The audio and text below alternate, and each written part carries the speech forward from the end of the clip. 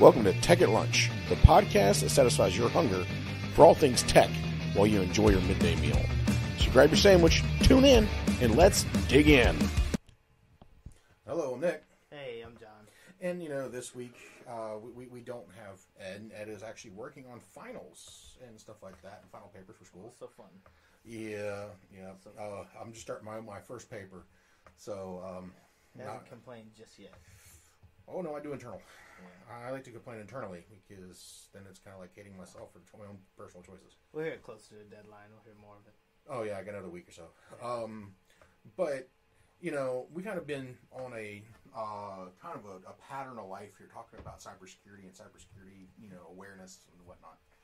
So, which actually takes us to this week's topic, is looking at the cyber awareness side of the house for additive manufacturing. We've kind of talked about awareness before, like cyber awareness training and whatnot. But we're going to focus mainly on the additive manufacturing side of the house, which with that, you're dealing a lot with downloads, you're dealing a lot with uploads, you're dealing a lot with intermedia, per se. So if you start thinking about cyber awareness at different levels, or cyber awareness actually inside that architecture, what are you thinking? So you break it down. You've already broken it down immediately. Like you're thinking about it in the industrial, like the additive manufacturing, like side of the house. You're looking at that. So for me, you need to do a risk assessment. You need to see what potentially could have vulnerabilities. Mm-hmm. Like honestly, awareness to me is not just simply trying to kind of put your best foot forward. Sorry, I should say not only trying to put your best foot forward, learn more about possible, future breaches or, some recent first day or 0 day attacks that you maybe have never heard about before. And 0 day attacks are just new, hacks or whatever, which, I find more and more tech's going to come and more first day or 0 day attacks are going to happen. It's just part of the game. Honestly, you can't get around it. There's going to be people that try to take your data because it's valuable. So being aware of those things, that's kind of the main point, but also being aware on the side of, know what you don't know. Mm-hmm. Like if you have a network and at any point something says not secure, failed, connection not secure, blah, blah, blah, you should do a little bit of research, take that offline, and reevaluate. Take a rollback. It's totally fine. A lot of people look at rollbacks if they're doing some type of change as like I failed, like it didn't work. But like honestly, it's only a failure if you're like, hey, I'm not going to do this change anymore, this project anymore. So at the end of the day, the rollback is to learn and become aware of what missteps you took, or how you can put yourself in a better position. So, like, I'm thinking awareness as far as, like, be mindful to what your cybersecurity footprint is, your data footprint, not even just at your personal level. Like, you can take this all the way down to, just one person, individual level. But if you are part of an industrial or a company and you're handling any of their data, you're just as responsible for that data as you would be kind of defending your own. Right. So, if you're, like, not protecting any of that, it's just the same thing as you're like throwing your wallet out on the curb. Maybe there's no money in it. Your Social Security card. Maybe there's no money in it, but the data, like if you gave me your credit card numbers, I could pay for something right now. Right. So, yeah, but that's what it kind of means to me. I don't know, cybersecurity awareness in additive manufacturing. What would you what are your first thoughts? Usually with that, I start thinking about. For example, how do I, train this mindset? Is, do I bring everybody to a room and start going through little by little, piece by piece?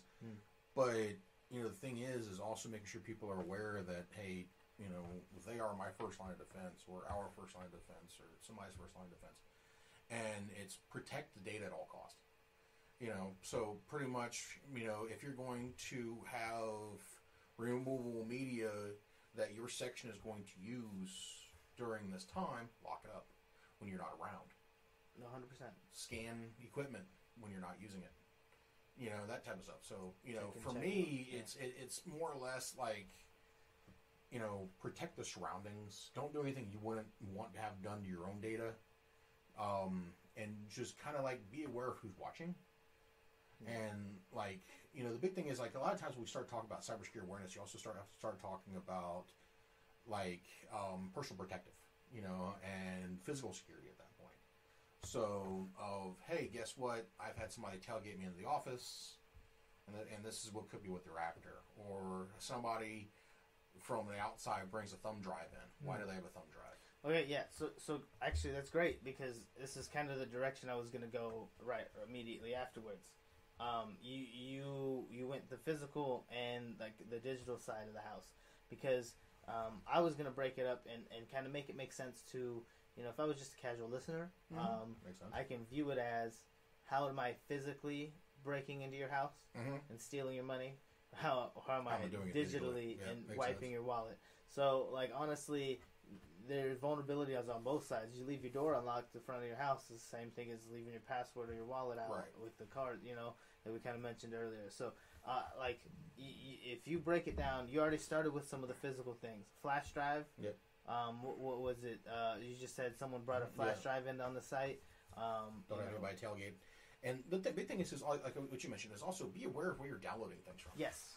If it's not from an intranet and you're working at a corporate additive manufacturing site, don't download it. Yeah.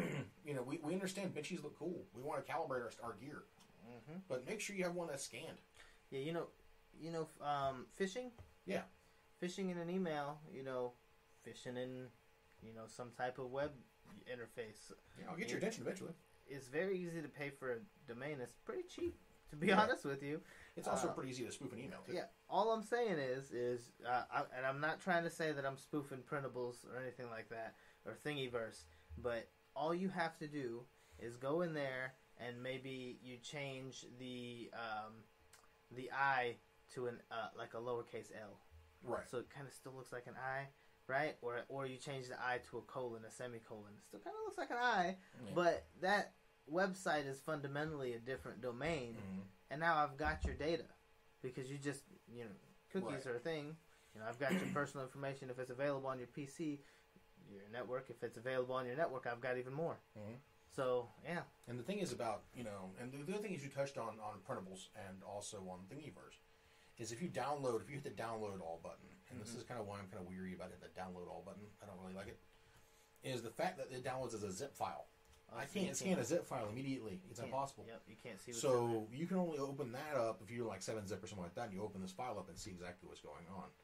If you're like some people who the first thing they do is extract all, thing is you could have an any file inside that extraction file that immediately kicks off the process to install this. I'm gonna say and next thing you know, it kind of digs into your computer and you get a worm.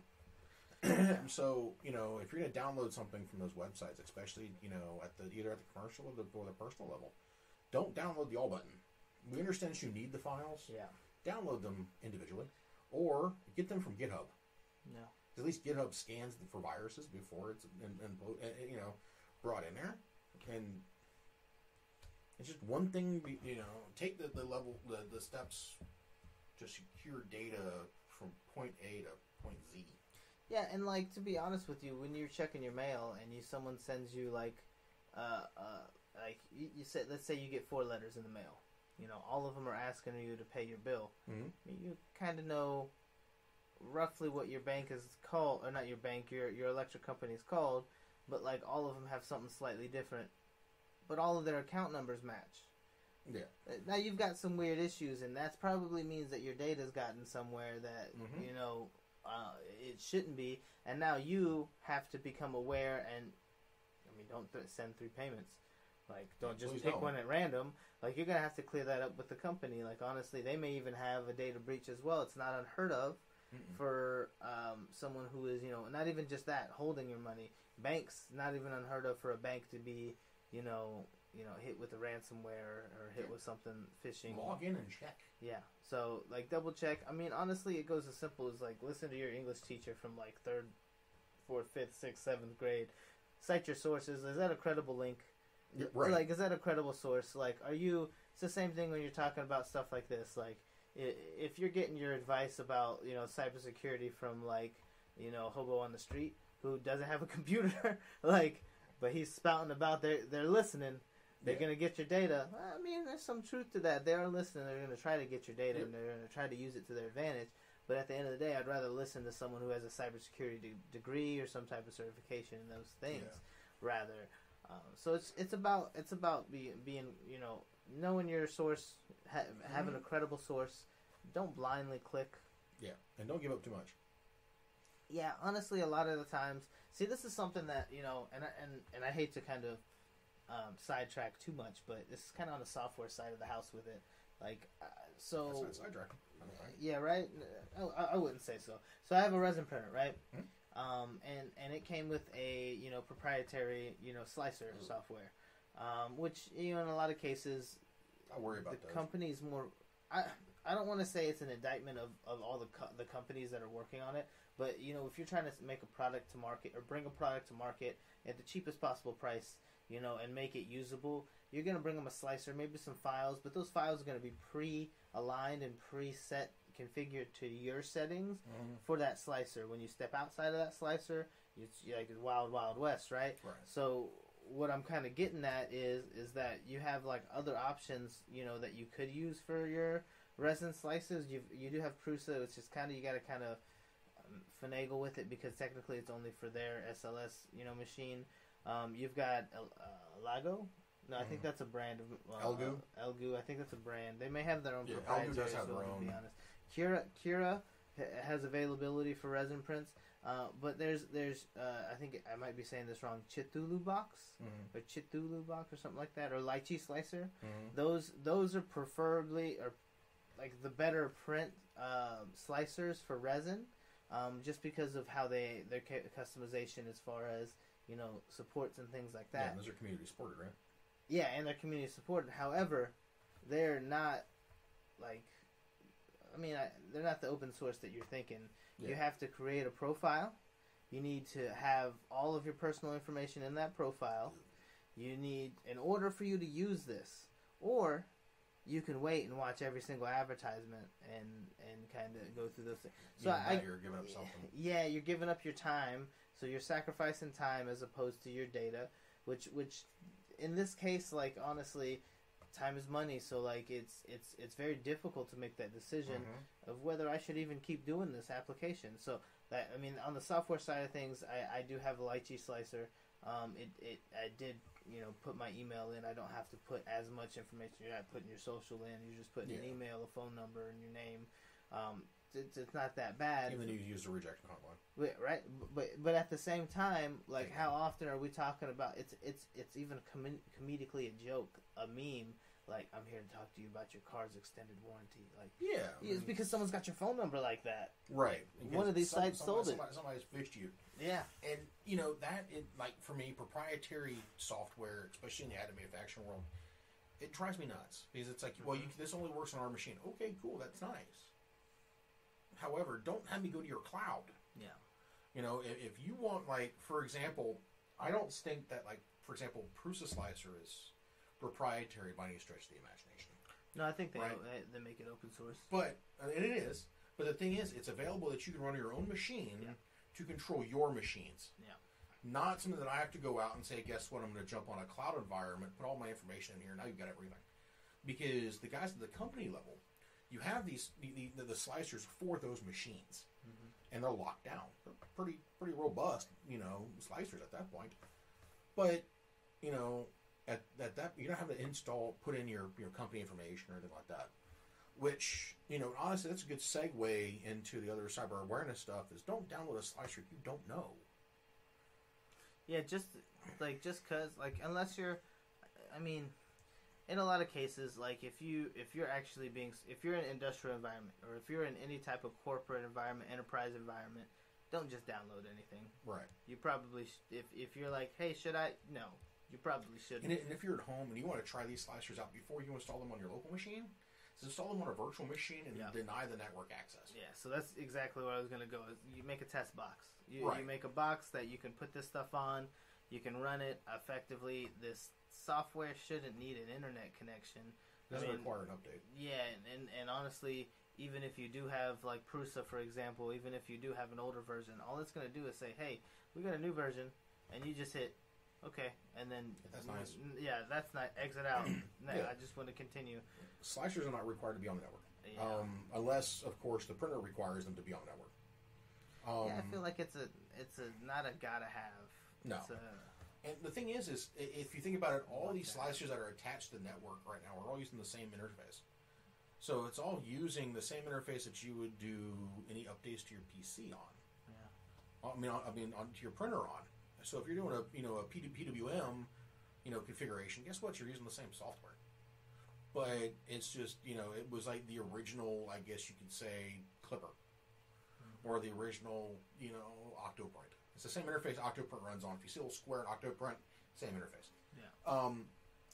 But the thing is if your printer requires that, you have that slicer connected to your SSO, to your internal security intranet, infrastructure, and that printer is now locked down, and so is your machine at that point. And you have the spots where you're pulling proprietary STLs to run. So it's kind of like watching that the technology time frame. What slasher do I use, and how bad is it locked down? Any slasher you can lock down, depending on if it's away from the internet or not. Yeah, you should. I mean, that's why test box. Just like honestly, in a lot of cases, like we talked about it earlier, how would I implement? How would I create? How would I mitigate any risk? And it's test an environment. Right. Like you're never like I don't know if anybody. I mean, in most cases, you find out more in the test run than you would just simulating, right? So like actual data, actual situation, you'll find something out, and for maybe you get everything aligned with the simulation. That's all fine and dandy. Right. That just means that your math was right and everything looks good. But in a lot of cases, I've learned we've got to make pivots. I mean, in any situation, you want to be agile. So I mean, it just makes sense to me to want to be aware in those situations.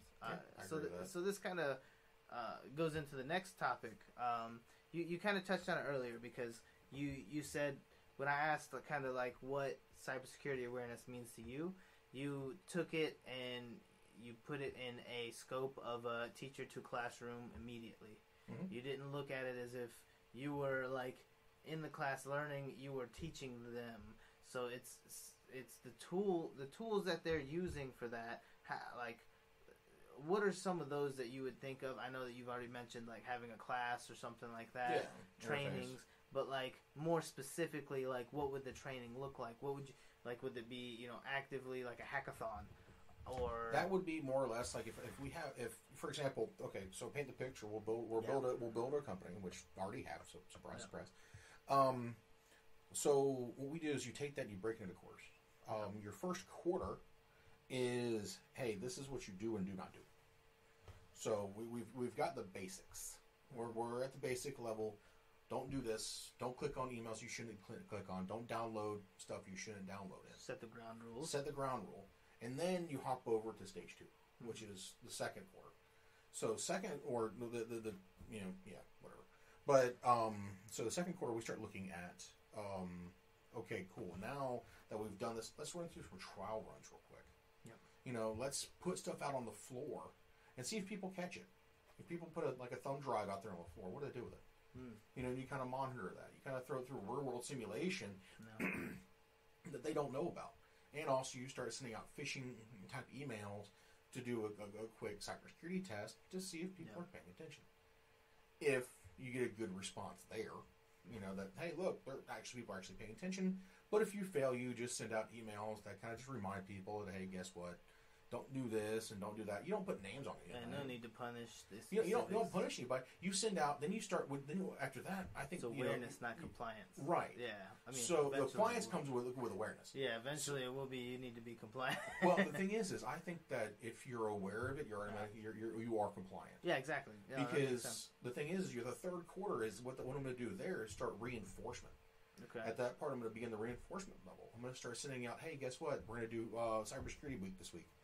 You know, at least once a month, we're going to do a cybersecurity week, and we're going to start sending out every day is going to be a different, you know, cybersecurity awareness type of thing. Say, hey, this is what we're doing, you know, or hey, come listen to this talk where we're going to be talking about this and what we can do here, or hey, send us your ideas of how you would like to do this, and you start getting people involved actively more and more involved. And then you start getting your fourth quarter. Fourth quarter is where you can start having a little bit of fun with it. And, you know, once you have the first 3 quarters down pat, where it's like, I can repetitively do this. I can do this every year, or every time I get a new join, you start that pattern. Just kind of see what goes on. The fourth quarter is where you start really having the fun. I think the fourth quarter is, hey, guess what? I'm going to start running massive simulations. I'm going to not let people know what had happened, but I'm going to start running massive simulations. Well, surprise tabletops. I'm going to start surprising my help desk with issues that come up and say, hey, guess what? We're going to run through this. They don't know it's a drill. No. They're not aware of it. The only people who know it's a drill are people that are involved. Yeah. They know that it's a drill. So the thing is, and then from there, then we run into the tabletop exercises, and everybody sits in a room. You kind of go through what happens if data was compromised. Yeah. And then you start working on the hackathons. I think the hackathon is the final culminating event where you get the people who want to be part of a hackathon, and you say, here, hack this piece of equipment. Yeah, get in there. Get in there. Tell me what's going on with it. And the thing is once I have that, I can build a TTP matrix, techniques, tactics, and procedures. Build that matrix out to finally figure out how to secure it. Yeah, and then from there, I reiterate the process. Every time there's a new exploit, I reiterate. Yeah. And we keep reiterating until finally it becomes commonplace. And from there, you hire an entire team to do this. Yeah. It's not just one person. You have 2 or 3 people that are running through this process monthly. You know, or at least in their heads, saying, hey, guess what, this is what I come up with. You know, you start nailing them. Kind of like risk assessment. Right. It's like, I mean, honestly, it sounds like an audit to me. Like, it sounds like towards the end, of course. Like, it sounds like in the beginning, it's, hey guys, we want you to be, you know, aware. We want you to, you know, kind of keep your eyes open. Be cybersecurity champions. The second one's like, maybe they forgot about it. Let's try to test them. So, you know, and it's like, if you're actively doing that, it's almost encouraging personal awareness as well, and your own, you know, network at your house, not even just you know, on the site or at the plant or wherever, you know, work site, and then from there it's just, you know, refinement. I think it's you build cybersecurity champions. It never stops. Yeah, it just, you can. There's always another 0 day. There's always a new attack. Like a lot of these man-in-the-middle birthday attacks. A lot of these, you know, they hit really hard at the beginning, but realistically, how many lasted very long? Because there's a lot of people that are working, and they think, like, they work very hard to keep, you know, things safe, secure. And if you do your part too, they don't have to like secure everybody's machine. You're securing your own. Right. You know, it's that old what is it? Super Troop? No, not Super Troopers. What is it? It's they're on the. It looks like an old '80s like military. I'm doing my part. Starship Trooper. That's what it is. I'm doing my part. Oh yeah, do your part. The world's greatest meme. Do your part. It's like with that, you can have, you know, lunchathons. You can sit down and have a conversation with people. Yeah. You build people who want to be part of that. Yeah. Because once you get that groundwork done, you have nothing to worry about. These people will find stuff you never even thought about. And they'll start bringing you articles. Hey, what did you see this? Did you see this? I got a new exploit. There's a new exploit that came out. We gotta look for this. Yeah. Okay. Well, now let's start really digging in. Yeah. The thing is then at that point, remember, you never go with cybersecurity. You never go offensive. Yeah. Unless you absolutely have to. However, you can build an entire team that their entire job is to figure out how to secure machines. Yeah. You know, you got the thing is I'll tell you that probably most of the machines out there are very easy to get into. Yeah, not hard. And so, but the thing is, it's if you can build, you know, teams and people like that who understand the infrastructure, who understand how to get to that point, they know how to make it, you know, pretty much impassable. Mm-hmm. And it's, you know, the thing is remember, every day is day one, because you never want to have day 2, day 3, day 4, day 5. You always want to be at day one, because you're always starting anew. Yeah. if you're at day 1, day 2, day 3, day 4, guess what? Something happened. Yeah, that's not good. Because now I'm having to repeat. And that's not good. You should always be at day 1.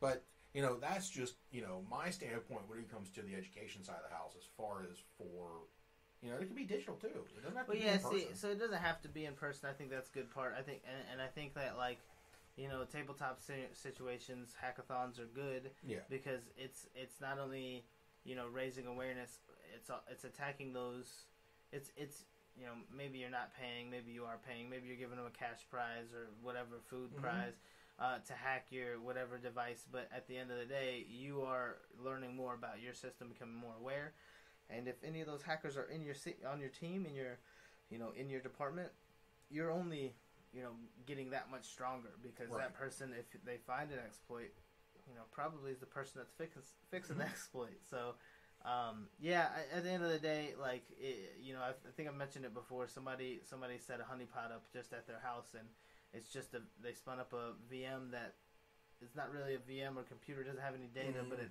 looks like a unsecure device. Yeah. And he's getting 25 to 30,000 hits a day. Yeah, it's insane. That's 25 to 35,000 people, devices, bots, whatever you want to call it, trying to get your data. Yeah, put everything behind a firewall. Dear God, please. And please. The thing is that also brings it into the other topic that I kind of touched on, and which I want to get your opinion on. Physical security, especially when talking about additive manufacturing, physical security as a step for the cybersecurity side of the house. Yeah, I always wear my hard hat. No, I'm just kidding. We'll get you ice cream, brother. Your steel-toed boots. No, but so physical side of things. You mentioned already. USB, like unencrypted USB drives. That's a vulnerability, and because I could plug that into any device. Mm-hmm. You have no idea what's on there. You can't. There's no screen for you to look at the files before they plug it in. So that could realistically be bringing down your whole device itself. But you can even go deeper. Like, so in certain situations, now this is very, very, very controlled environments for your PCs. But you can probably, if you have the same PC 10, 20,000 times, given to each of your employees, you can probably like set a certain clone of an image and lock down ports. Like you can say, hey, you get one USB, you get the drivers for this combination mouse keyboard. That is it, and anything else you try to plug in will not work. Yeah, you can realistically set that up.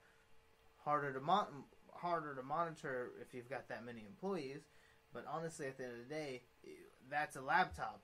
A desktop. We're like if we get even deeper into the weeds, you can get to the PC that's controlling your PLC, your HMIs. Like you can get to the PC that's sending the actual files to your CNC, your 3D printer or whatever you have type of machine, your engraver. So at the end of the day, the physical, like just being on site, even if it's just simple as key cards, RFID readers, locking down the room.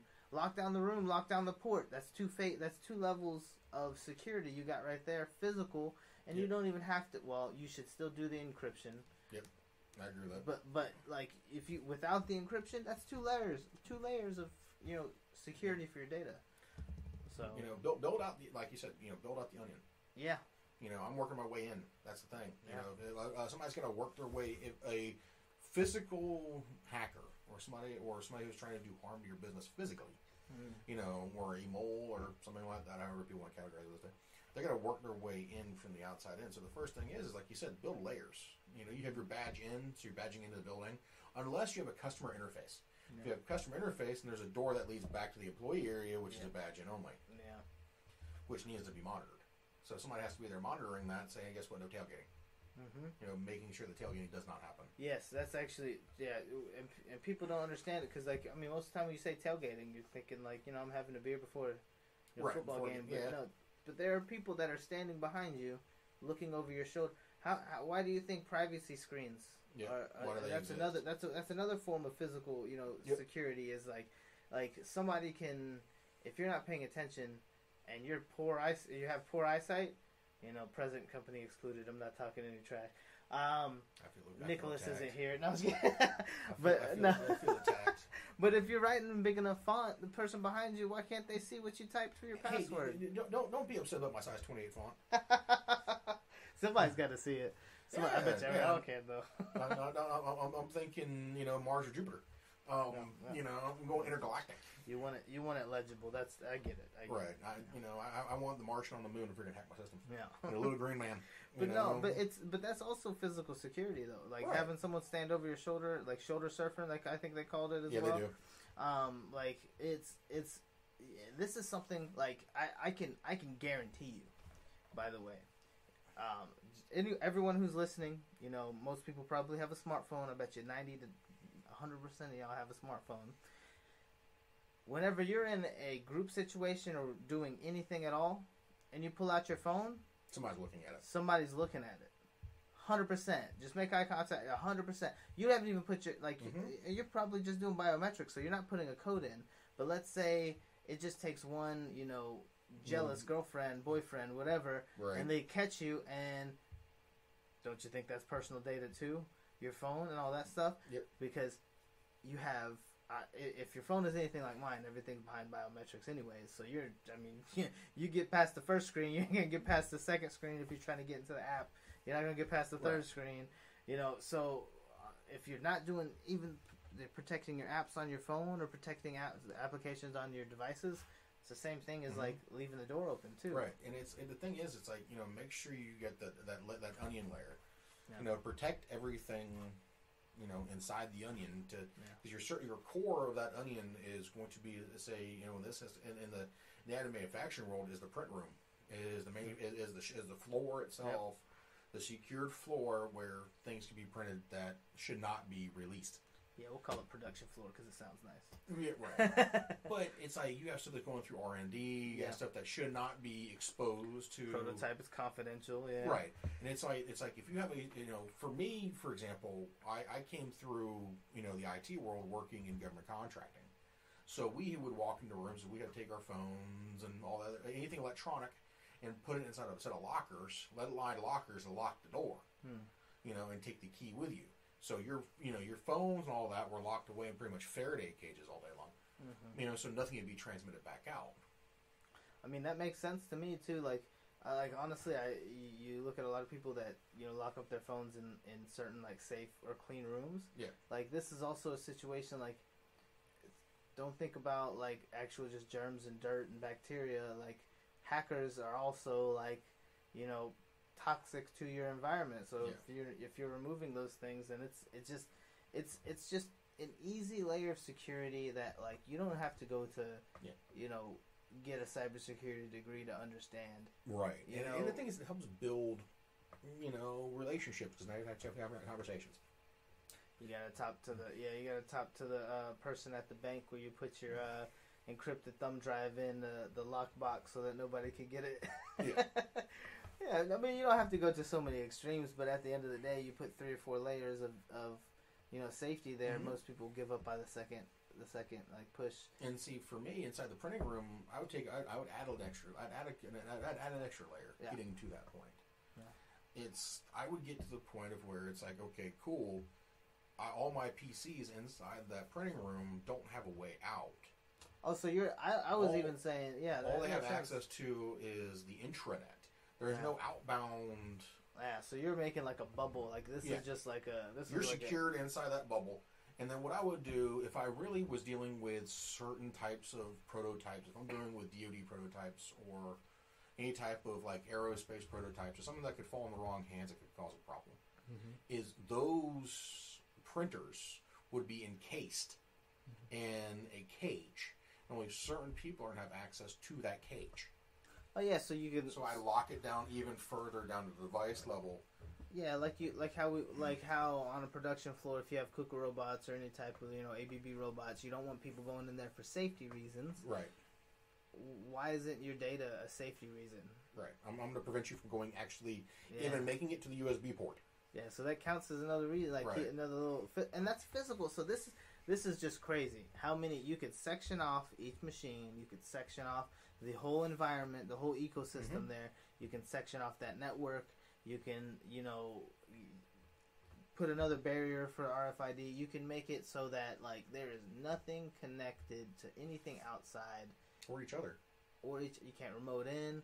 It makes it a little bit difficult to do some things at the end of the day, but that's all physical safety that you don't need software to change. Honestly, at that level, when you're talking, especially awareness is, mainly making sure you're aware of your surroundings and what's going on, making sure you know about those security precautions that are in place. Yeah. We're dealing with we're just kind of talking a little bit more into the preventative, that we talked about before, but again, we left a lot of stuff on the last week on the table. But the other thing is if you're going to build out, that mushroom, that thing a little bit, is you've only got one way in. So you have one VLAN that comes in that connects to all your firewalls. Those firewalls connect to the PC, the machines. So everything's protected by its own firewall. So you can actually bubblize out every single machine. Yeah. If you really wanted to go to that extent. Separately, yeah. However, the big thing is protecting that USB port. If I know for a fact that USB port can be used, I'm not going to let anybody in that building with a USB into that room with a USB drive that hasn't been already locked inside. So if you are authorized, and this is another thing, is be aware of what you're bringing into that room and what you're bringing out of the room, or what you're bringing into a company and what you're bringing out of the company. Yeah. So if you're authorized to secure thumb drive, don't bring it out of the room. Yeah. Hey, when you leave here, it must be dropped inside this lockbox at all times, because then it's controlled. It's a controlled device. It doesn't leave. It doesn't come in or out. It's like some companies do it where you can't bring your laptop in or out of the company. Yeah. Because of the fact that there's proprietary data on board, which kind of messes up some people who are on call. But if you're running a 24-hour print shop or something like that, and in that world, you don't have to worry about that too much. Yeah, and tech support's like usually 24. Yeah, you have a help desk on site that can handle it. But the thing is also make sure that what goes into the room doesn't come back out. So whatever data goes in doesn't leave. And also, the other thing that you can do from a cybersecurity standpoint is understanding classifications. Yeah. And, that goes back to a, physical security barrier, in the cybersecurity world, is understanding what data is confidential, what data is classified as secret, top secret data, internal data, or external data. Because you may have some prints that are public secret, public domain, stuff like that can't leave the room unless they're secured inside of a case and leaving. Most of the time, if you're not a government facility, you won't be printing those. Yeah, think about it like a patent. Things. Right. Like if patent protection. If you have patents and copyrights on a product, are you just going to I'm not saying leave the door open, but are you going to let any employee come in and put all their greasy little grubby fingers on it? Not saying your employees are all greasy and grubby. I'm just saying everybody has natural oils. Nobody should be touching everything. So at the end of the day, security is important. If it's a patent that you want to be kept safe and you want to be kept away from the public, confidential, like you're saying, treat it like that. The whole episode's kind of theme of being aware is it can boil down to the simple fact that every person has kind of the responsibility to make this important. Yep. Your data is important. You may not think your data is important, but your data is connected to maybe your brother, your sister, your mother. Who is your your first point of contact, emergency contact.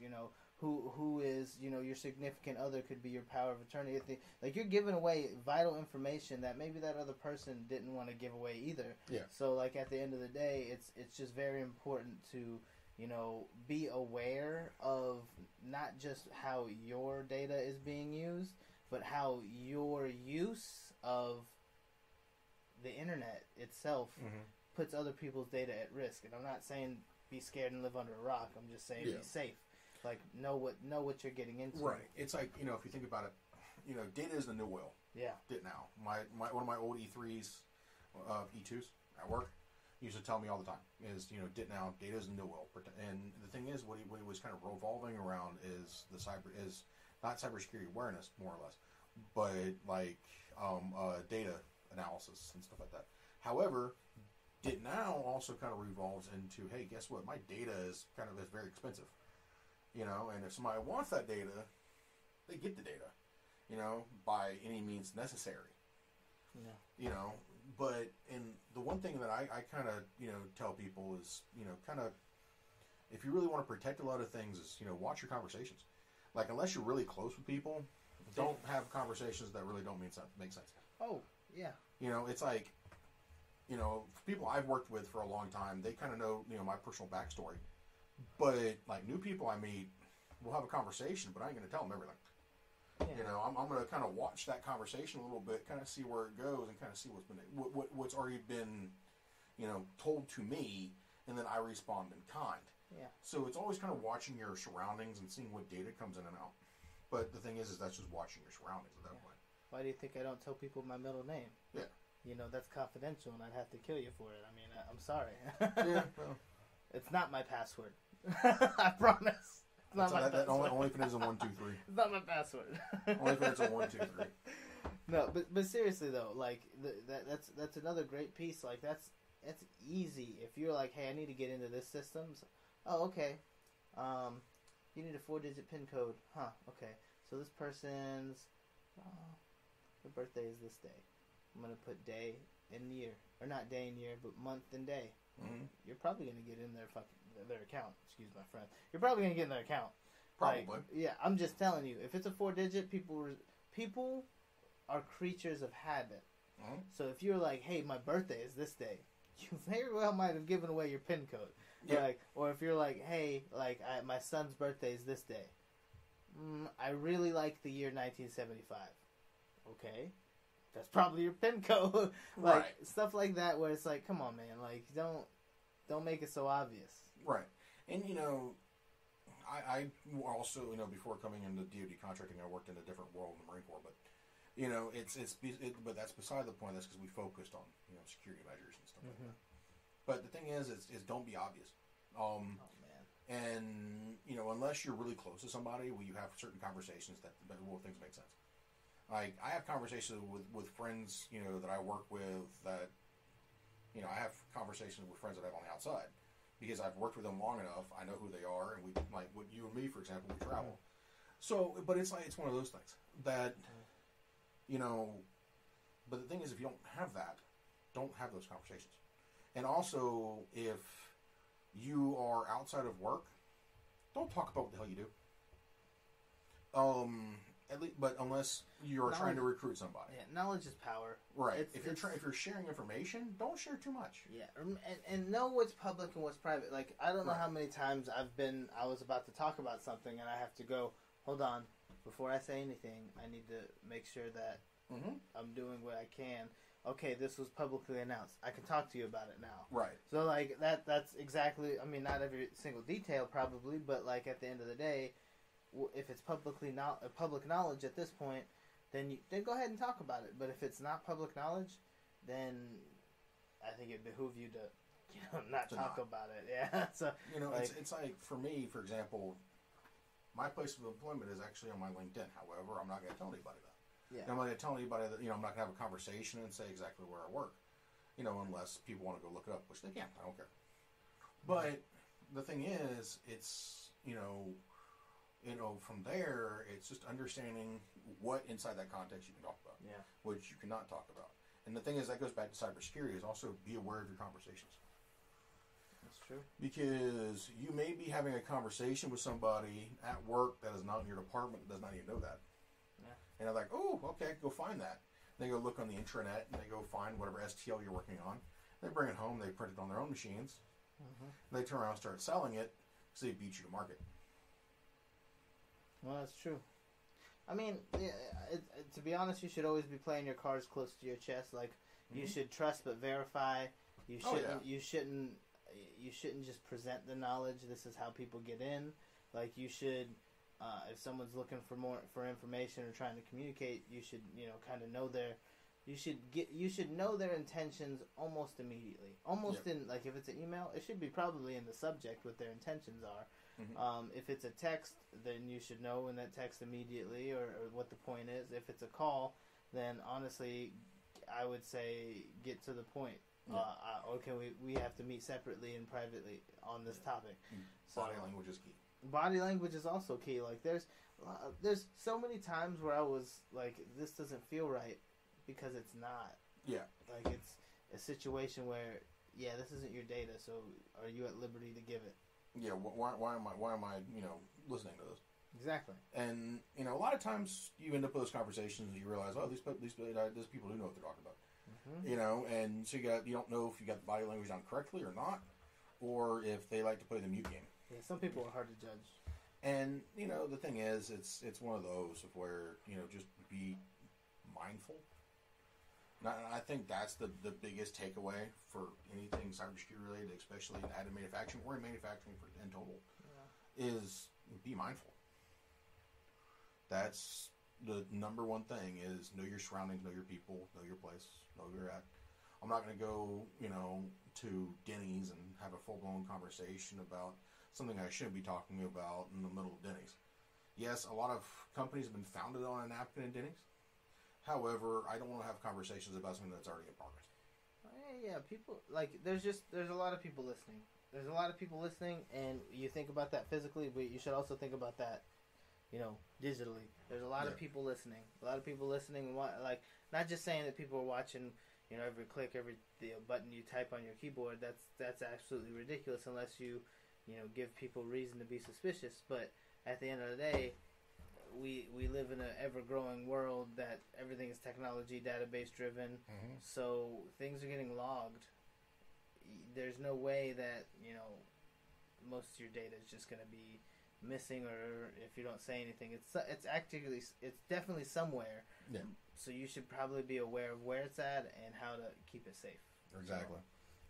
Protect your assets. Yeah. Protect yourself. Protect the company's assets. Just because it's not in front of you doesn't mean that it's not like if it's in front of you, like you see the vulnerability, fix it. Mm-hmm. And this probably goes without mention. Yeah, you gotta mention it. However, it's one of those things of where you have to say it. Is, for the love of God, do not start posting anything you're not supposed to post on social media or on like printables or Thingiverse. Social media is a public environment. Think about it. Even if your page is private, by the way, people can still see it. People can still see it, so the people who privately follow you already can screenshot it and put it on their public. Yeah. So honestly, it's not that hard to find. It's not that hard to put on their page. It's not that hard to spoof your account, especially in the day and age of Twitter. All I have to do is pay to get the blue check and say that I am Elon Musk.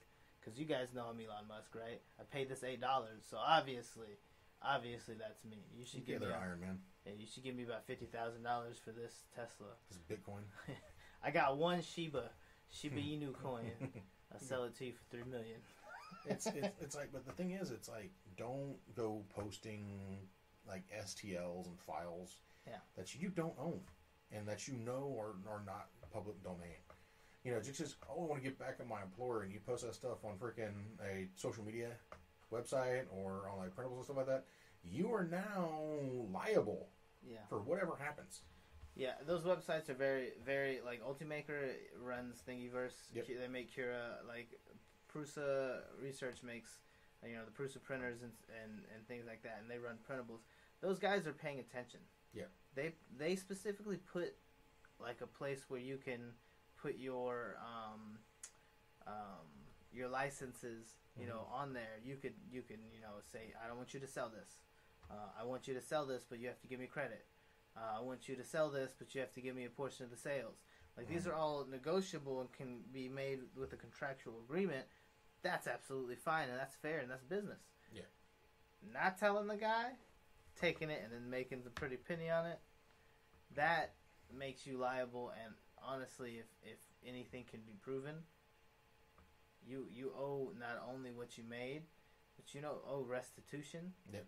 Like, you're going to be much more in the hole if you get caught, and especially with this growing industry. Yeah. There's going to be regulations on and the thing is, it's like, if you're taking something from work, and you're posting especially it on there, that's the very telltale sign of, guess what, I'm going to come after you. Mm-hmm. The funny part is Ford started posting a lot of the stuff on printables, some open source stuff. Toyota at one point, they had some spare parts posted on there. Same thing as Honda. But Honda turned and asked to take it down. However, people went to the black market STL websites. Yeah. And bought them again. So Honda just reinstituted what they did via printables. Yeah, I mean, but the thing is, I don't know if, and the thing is, it's speculative. It's speculative. Did they know that their STLs were being posted under a Honda account at one point? Don't know. Ford, yes, they did it themselves. We'll tell you that. Yeah. They print the blue oval on there, so that's theirs, and they completely agree. However, some of the car parts that are proprietary were put up on certain websites for people to print that weren't made aware to the company that, hey, guess what, this is being done. And they finally found it and went, okay, well, let's talk about this. Yeah, it's like selling someone else's product. It's not right. That's not cool. That's probably against most of the laws for our like free market laws and all that stuff. So yeah, honestly, if you have to take a second and say, this doesn't seem legal.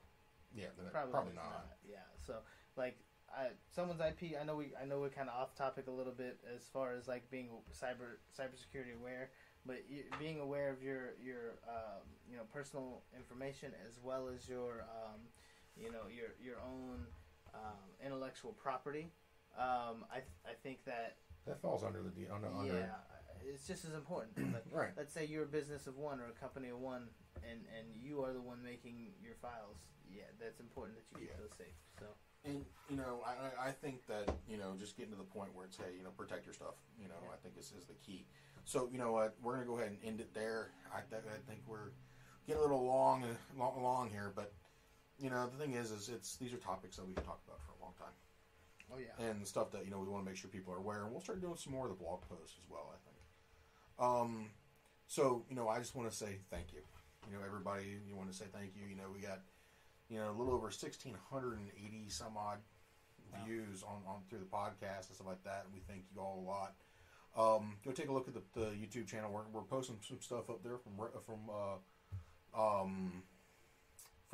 Rapid. Yeah. And you'll start hearing some not so familiar voices here. Hopefully the next month or so, we'll get some of the people from Rapid on. We can start having conversations with them and stuff like that. Yeah. So, but I just want to say thank you. Go check out the stuff. Get involved in the community. Let us know what you think. Send us emails, put comments on things. We'll see them. Believe me, we'll see them. Hit us on Twitter, on whatever. Let us know what you're working on.